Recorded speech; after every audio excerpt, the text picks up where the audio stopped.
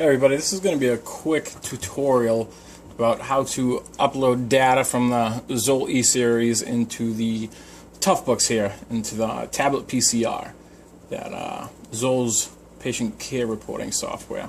So first what we're going to do is we're going to open up the report that we want to upload the data to. So click on it, open it up. Now what we're going to do is we're going to go into the vital signs section. On the left-hand side, we're going to click on Medical Devices. And on the right-hand side, down below, you're going to click on Upload. There's a few different options here, but just make sure that ZOLL E Series is highlighted. This is a serial port that we're using.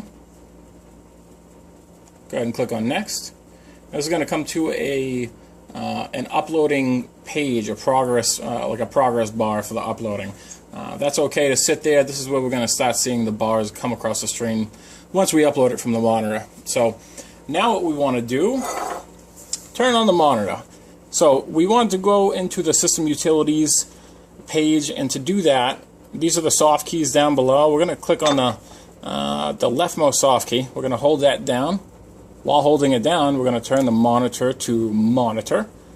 And it says to hold it down for about 4 seconds. Sometimes it can take a little bit longer though. So this is the System Utilities page. This is where we're going to be uploading it from. Now what you want to do is take your data cable. Looks like this. It can be a USB port too, which is fine. It all works the same. So turn your toughbook around. On the back side of your toughbook here, you should have a little port down below. This goes right into there. Just make sure it's nice and snug. You can twist these in if you feel as though you need to. Just make sure it's nice and snug. That should do. So now what you want to do, go to your E-Series monitor here. You're going to click on Upload Card. Hit the soft key underneath there. It's going to read the card. Now it's going to come up with all the events. Each time that you turn on the monitor, whether you put it on to a patient or not, it will record an event. It could record a 2-second event, a 4-second event, or a 2-hour event. So what we're going to do is upload one of these calls. I've already seen these earlier, so we're going to upload this second one here. Go ahead and click Upload Call. Just be advised that if you hit Upload Card, it ends up uploading every single one of these events. So if you only turn that monitor on once for the patient, and you turned it off once you got to the ER, you only want to hit an upload call. So find the call that you did, hit Upload Call. Now it'll tell you exactly how long it's going to take. Approximate upload time is 6 minutes and 31 seconds. Go ahead and hit Send. Next you're going to hit RS-232. This is the data cable that we're using. There's also a Bluetooth option, but we don't have that available right now. Plus it takes a lot longer to do Bluetooth. So go ahead and hit RS-232 and it'll begin to upload. Now if it doesn't begin to upload, if it stays at 0, one of the big issues sometimes is that the data cable that we just plugged into the back of the computer, where it goes into the back of the monitor, sometimes it's just not plugged in all the way. So sometimes when you have those two screens open, if you don't see a progress bar, just open up the top of your monitor and make sure that that's snug in there, and you should start to see the progress bar. So we're going to wait until this uploads.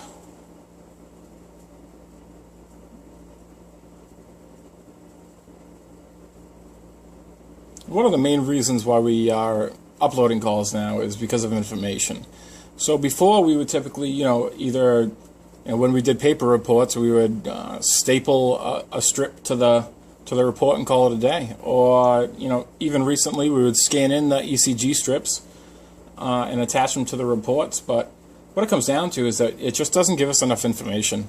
When you look at calls like cardiac arrests, the amount of information that you can get from these data cards is amazing. CPR quality. It just documents everything in a timestamp type of way. as well as end-tidal CO2 and SpO2 waveform.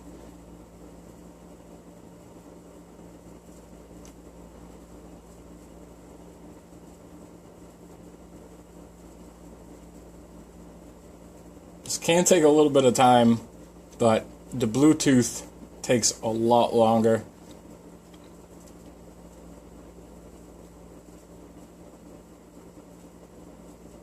I would suggest that, after you do your call, you drop off the patient, give your report, you get your signature on the toughbook, go back to the ambulance and just plug this thing and start uploading it, because it can take a few minutes, and obviously the longer the call is, the longer it's going to take to upload. So this is just about done.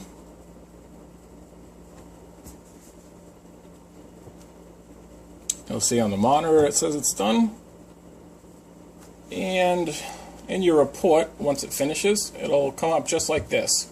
ZOLL E Series, the length is 30 minutes.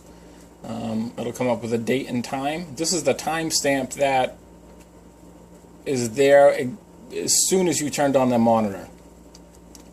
If you go into your vital signs section, sometimes it can add in an intervention or a set of vital signs for you, but that's mainly if you do a 12 lead. And the way that you open this up is you just click on it and you click on View. This will bring up the RescueNet program, and you can go through that and look into detail on the EKG. But the most important part that I've realized is you need to erase this card after a call. The way that these cards are set up in the monitors is that it's only going to record just about an hour and a half, maybe a little bit more of information. So it's very important that after each call, you erase the previous calls after you've uploaded them. So we've set up this screen here that prompts you to erase the card after the upload. Go ahead and hit erase. OK to erase card. Next item. Yes. Hit enter. So it's going to go through kind of two steps. You don't want to turn off the monitor just yet.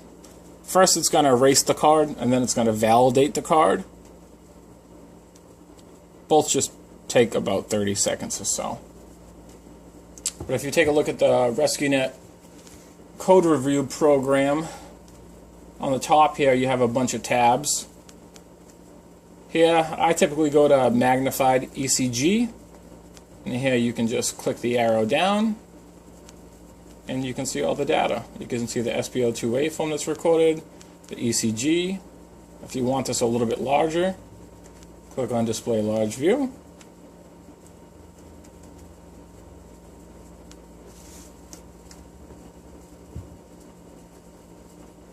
You can also print these straight from here. 12 lead tab is up here. That's if you obviously did any 12 leads. If you did a cardiac arrest, you can actually go to code record and type in all of your information. That's not needed right now though. But CPR quality calculation, this will show you, how good the CPR is that was performed on the patient during the call. And you have another tab that has the entire ECG. So back to the E Series, it deleted the card information, and now it is just verifying the card for the monitor. And once that is done,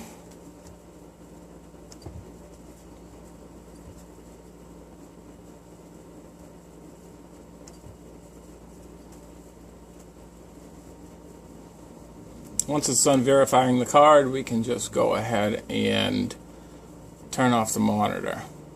It'll prompt you.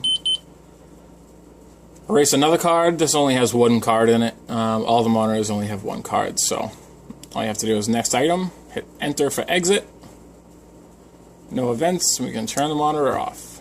And that is it. That is how you upload a call from the E Series into your PCR.